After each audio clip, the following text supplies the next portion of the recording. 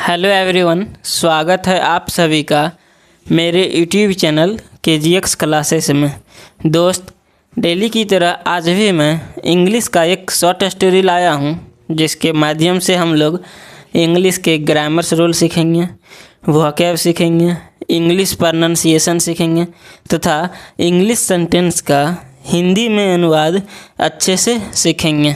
और हाँ, आप यदि मेरे चैनल पर आप नए हैं तो प्लीज़ मेरे चैनल को सब्सक्राइब कीजिए, वीडियो को लाइक कीजिए, वीडियो को दोस्तों के साथ शेयर कीजिए। मैं इसी प्रकार से डेली एक शॉर्ट स्टोरी, मॉरल स्टोरी लाता हूँ और आप सभी को इंग्लिश सिखाने का, इंग्लिश का डर भगाने का प्रयास करता हूँ। तो चलिए हम लोग देखते हैं। आज की कहानी का हेडिंग है, वो बहुत ही इंटरेस्टिंग है। इसे सुनकर आप सभी को मज़ा आएगा और इसमें बहुत से नए नए वर्ड आएंगे। इसको आप कॉपी में ज़रूर नोट कीजिएगा। तो चलिए देखते हैं। आज की कहानी का हेडिंग है द लॉयल डॉग। क्या है? देखिए, द लॉयल डॉग। देखिए, लॉयल मतलब क्या होता है? लॉयल मतलब होता है वफादार, वफादार या फिर निष्ठावान भी कह सकते हैं, निष्ठावान। और डॉग मतलब कुत्ता, तो क्या हो जाएगा इसका हिंदी? द लॉयल डॉग मतलब वफादार कुत्ता, है ना। इसका हिंदी होगा वफादार कुत्ता। तो चलिए देखते हैं हम लोग स्टोरी को। Once a thief decided to rob a big house. देखिए, इस सेंटेंस का क्या अर्थ हुआ? वंस, वंस मतलब क्या होता है? वंस मतलब होता है एक बार, एक बार। अ थीफ एक चोर। डिसाइडेड, देखिए डिसाइडेड जो है सो डिसाइड मतलब होता है निर्णय लेना, जो यहाँ वर्ब के रूप में आया है। ये क्या है मेरा? ये वर्ब है। और इधर क्या है? ये सब्जेक्ट है। जब भी सेंटेंस में सब्जेक्ट के बाद वर्ब का सेकेंड फॉर्म आता है तो ये होता है पास्ट इंडेफिनिट का अफर्मेटिव सेंटेंस, है ना। इसका हम लोग हिंदी करते हैं ता था, ते थे, ती थी या फिर या, ये, ई, है ना। तो इसका क्या हिंदी करेंगे? वंस एक बार, अ थीफ एक चोर, डिसाइडेड मतलब निर्णय लिया, देखो या लास्ट में बोले ना, या फिर फैसला लिया। टू रॉब, रॉब मतलब क्या होता है? रॉब मतलब होता है चुराना। रॉब मतलब क्या होता है? चोरी करना, चोरी करना या फिर डकैती करना। और डिसाइड मतलब होता है निर्णय लेना, निर्णय लेना। लेकिन यहाँ डिसाइडेड है, वर्ब की सेकंड फॉर्म है। तो देखो इस सेंटेंस का हुआ अ थीफ डिसाइडेड, एक चोर ने निर्णय लिया, टू रॉब चोरी करने के लिए, अ बिग हाउस एक बड़े घर में, एक बड़े घर में चोरी करने का निर्णय लिया, फैसला किया, है ना। As it was night time. देखिए, एज मतलब क्या होगा? एज मतलब होता है चूँकि, चूँकि इट वाज नाइट टाइम इसका मतलब हुआ रात का समय था। Everyone was asleep in the house. देखिए, अस्लीप मतलब क्या होगा? अस्लीप मतलब होता है सो गया, अस्लीप मतलब होगा सो गया। और एवरीवन मतलब प्रत्येक, everyone was asleep in the house प्रत्येक लोग क्या चीज़? घर में सो गया। देखिए, इन द हाउस मतलब क्या होगा?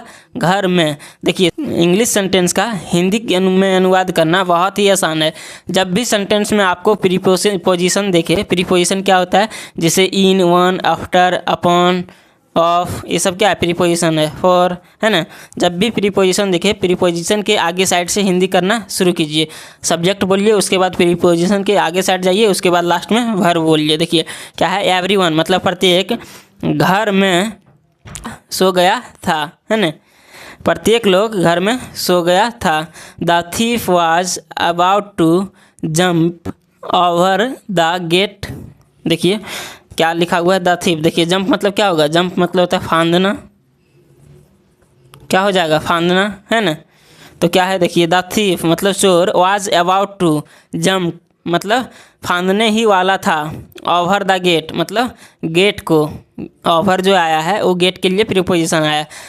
चोर गेट को फांदने ही वाला था। देखिए, जब भी सेंटेंस में आपको अबाउट टू दिखे तो आप समझ जाइएगा अबाउट टू मतलब कोई भी काम होने ही वाला है। देखिए, the thief was about to jump मतलब जो चोर था वो कूदने ही वाला था, ओवर द गेट मतलब गेट के ऊपर। When he saw a dog lying on the other side of the gate. देखिए इसमें क्या गया, व्हेन, तो ही सॉ उसने देखा। देखिए सी वर्ब की सेकंड फॉर्म है। सी मतलब होता है देखना, सी सॉ सीन होता है ना। तो क्या हो जाएगा, उसने देखा अ डॉग मतलब एक कुत्ते को, लाइंग मतलब पड़ा हुआ, ऑन द अदर साइड मतलब दूसरे जगह पर, ऑफ द गेट गेट के दूसरे जगह पर, दूसरे तरफ देखा। क्या देखा कि एक डॉग पड़ा हुआ है। The dog immediately walk up. देखिए इमीडिएटली मतलब होता है तुरंत, इमीडिएटली मतलब होता है तुरंत। तो क्या हो जाएगा, the dog immediately walk up. देखिए वेकअप मतलब होता है जगना, वॉक अप जो है सो वर्ब की सेकंड फॉर्म है। तो क्या हो जाएगा इसका हिंदी, द डॉग इमीडिएटली, जो कुत्ता था तुरंत जगा, व्हेन जब, he heard the thief climbing on the gate. देखिए व्हेन मतलब जब, ही हियर्ड, हियर मतलब होता है सुनना, हियर्ड जो है सो सेकंड फॉर्म है। तो क्या हो जाएगा, ही हियर्ड उसने सुना, the thief climbing on the gate मतलब दरवाज़ा पर चोर को चढ़ते उसने सुना, है ना। चोर को दरवाजे पर चढ़ने का उसने आवाज़ सुना, है ना, तो वो तुरंत जग गया। The thief always kept some meat with him for he knew that rich people had dog as guard. देखिए इस पूरे सेंटेंस का क्या होगा Hindi, the thief always kept. Always मतलब क्या होता है हमेशा, और कीप मतलब होता है रखना, कैप्ट जो है सो सेकंड फॉर्म है। तो इसका क्या होगा, द थीप एलवेज कैप्ट, चोर हमेशा रखता था, सम मीट मतलब कुछ मांस, विथ हिम अपने साथ, फॉर क्योंकि, फॉर मतलब इसलिए भी होता है, फॉर मतलब क्योंकि भी होता है ना।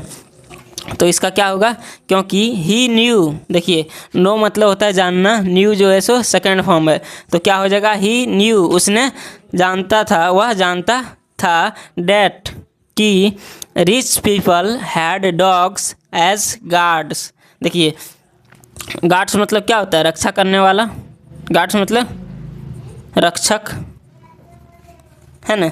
तो देखिए क्या होगा, द रिच पीपल मतलब अमीर लोग, हैड डॉग्स मतलब के पास, अमीर लोग के पास होते हैं, एज मतलब एज गार्ड्स मतलब रक्षक के रूप में, कुत्ता, अमीर लोगों के पास रक्षक के रूप में कुत्ते होते हैं, है ना। सो इसीलिए in order to quieten the dog, इसीलिए देखिए क्वाइटन मतलब होता है शांत करना। तो इसका क्या अर्थ होगा, तो in order to quieten the dog, इसीलिए कुत्ते को शांत करने के लिए, the clever thief threw some slice of meat towards the dog. देखिए क्या है इसका, द क्लीवर थीफ। देखिए क्लेवर मतलब होता है चालाक, है ना। तो क्या हो जाएगा, द क्लीवर थीफ मतलब चालाक चोर, थ्रो मतलब होता है फेंकना, थ्रू जो है सो उसका सेकंड फॉर्म है, फेंका, सम स्लाइस ऑफ मीट मतलब मांस का कुछ टुकड़ा, टुवर्ड्स द डॉग, टुवर्ड्स मतलब क्या होता है की ओर, तो क्या हो जाएगा, टुवर्ड्स द डॉग मतलब कुत्ते की ओर, कुत्ता की ओर कुछ मांस के टुकड़े को फेंका, है ना। The dog sniffed the meat. देखिए स्निफ मतलब होता है सूंघना, स्निफ्ड जो है सो वर्ब की सेकंड फॉर्म है। तो क्या हो जाएगा, इसका मतलब होता है सूंघना, है ना, इसका मतलब होता है सूंघना। तो क्या है, देखिए the dog sniffed the meet, कुत्ते ने क्या चीज़, मीट को सूंघा, मांस को सूंघा, बट मतलब लेकिन, डिड नॉट ईट इट, लेकिन उसे नहीं खाया, लेकिन कुत्ते ने उसे नहीं खाया। ईट मतलब क्या होता है, ईट जो आया है सो प्रोनाउन आया है इसके लिए, किसके लिए, मीट के लिए, लेकिन डॉग ने मीट को नहीं खाया, है ना। ही देन ग्रॉल्ड एंड सेड। देखिए ग्रॉल्ड मतलब होता है क्या चीज़, गुर्राया, है ना। देखिए क्या है, देन मतलब उसके बाद या फिर उसके बाद, ही ग्रॉल्ड वह गुर्राया, एंड सेड और कहा, इफ़ यू थिंक डैट। देखिए इफ़ यू थिंक यू के बाद वर्ब का फर्स्ट फॉर्म है। यदि सेंटेंस में सब्जेक्ट के बाद वर्ब का फर्स्ट फॉर्म होता है तो वो होता है सिंपल प्रेजेंट टेंस में, है ना। तो इसका क्या होगा, इफ़ यू थिंक, यदि आप सोचते हैं, यदि आप सोचते हैं डैट कि बाय ब्रिम्बिंग, देखिए ब्रिम्बिंग मतलब क्या होता है, ब्रिम्बिंग मतलब होता है रिश्वत देना, रिश्वत देना, है ना। देकर, यहाँ जो ING लगा हुआ ब्रिम मतलब होता है रिश्वत देना, ING लगा हुआ मतलब रिश्वत देकर।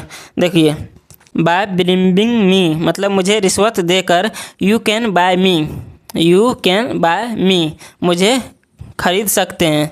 देखिए इस पूरे सेंटेंस का क्या हिंदी होगा, इफ़ यू थिंक, यदि आप सोचते हैं डैट कि बाय ब्रिम्बिंग मी मुझे रिश्वत देकर, यू कैन बाय मी आप मुझे खरीद सकते हैं, तो यू आर रॉन्ग। देखिए यू आर रॉन्ग, रॉन्ग मतलब क्या होता है, गलत, तो आप गलत हैं। यदि आप सोचते हैं कि आप मुझे रिश्वत देकर, आप मुझे घूस देकर मुझे आप खरीद सकते हैं, तो जो है सो आप गलत हैं। आई नो, मैं जानता हूँ, you have come here to rob my master. देखिए आई नो मैं जानता हूँ, यू हैव कम हेयर, देखिए जब भी सब्जेक्ट के बाद यू जो है सो क्या है, सब्जेक्ट है, उसके बाद हैव और कम, हैव जो है सो एक्जुलरी वर्ब है या फिर हेल्पिंग वर्ब है, और कम जो है सो मेन वर्ब है। देखिए जब भी सेंटेंस में आपको सब्जेक्ट के बाद हैज़ या फिर हैव दिखे और उसके बाद वर्ब का थर्ड फॉर्म दिखता हो, तो ये होता है पास्ट परफेक्ट, ये सॉरी प्रेजेंट परफेक्ट टेंस में, है ना। तो प्रेजेंट परफेक्ट टेंस में होता है। इसका हम लोग हिंदी कैसे करते हैं, इसका हम लोग हिंदी करते हैं चुका है, चुके है, चुकी है, या फिर या है, ये है, ई है में। देखिए यू हैव कम हेयर, आप यहाँ आए हैं, देखिए ये हैं कर रहे हैं, आप यहाँ आए हैं टू रॉब चुराने के लिए, माय मास्टर, या फिर डकैती करने के लिए, माय मास्टर मेरे मालिक के यहाँ, मेरे मालिक के यहाँ। मास्टर मतलब क्या होता है, मास्टर मतलब मालिक होगा, मेरे मालिक के यहाँ।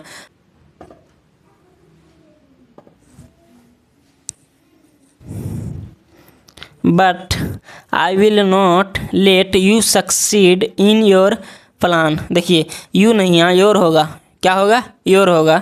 ये देखिए बट मतलब लेकिन, आई विल नॉट लेट मतलब मैं इसे होने नहीं दूंगा। देखिए जब भी सेंटेंस में, देखिए जब भी सेंटेंस में सब्जेक्ट के बाद विल या फिर शैल और उसके बाद वर्ब का फर्स्ट फॉर्म आता हो, तो ये होता है फ्यूचर टेंस में। कौन टेंस में, फ्यूचर, और फ्यूचर में सिंपल फ्यूचर में होता है। इसका हम लोग हिंदी करते हैं गा, गे, गी में। तो आई विल नॉट लेट, मैं इसे होने नहीं दूंगा, यू आपको सफल, सक्सीड मतलब क्या होगा, सफल, इन योर प्लान आपकी योजना में। The stunned thief ran away as fast as he could. देखिए स्टन्ड मतलब क्या, स्टन्ड एक नया वर्ड आया है। स्टन्ड मतलब होता है अवाक हो जाना या फिर दंग रह जाना। अवाक का मतलब क्या होता है, जैसे कोई भी एक समय ऐसा आता है लोग के पास जब उसके मुंह से कुछ आवाज़ नहीं निकलता है, वो अवाक हो जाता है ना। तो क्या है, द स्टन्ड थीप मतलब जो अवाक चोर, रैन अवे, रन मतलब होता है दौड़ना, रैन जो है सो वर्ब की सेकंड फॉर्म है। रैन अवे मतलब भाग गए, एज फास्ट एज ही कूड कि जितना जल्दी हो सकता था वो चोर जो था वो भाग गए, है ना। मॉरल क्या है इसका, मॉरल मतलब होता है शिक्षा। शिक्षा, इस स्टोरी को देखने के बाद हमें जो है सो क्या शिक्षा, हम लोगों को इससे क्या शिक्षा मिला। देखिए क्या है, loyalty, loyalty can not be bought. देखिए बाय मतलब होता है खरीदना, बॉट जो है सो उसका सेकंड फॉर्म है, तो इसका क्या हो जाएगा हिंदी, खरीदा, है ना।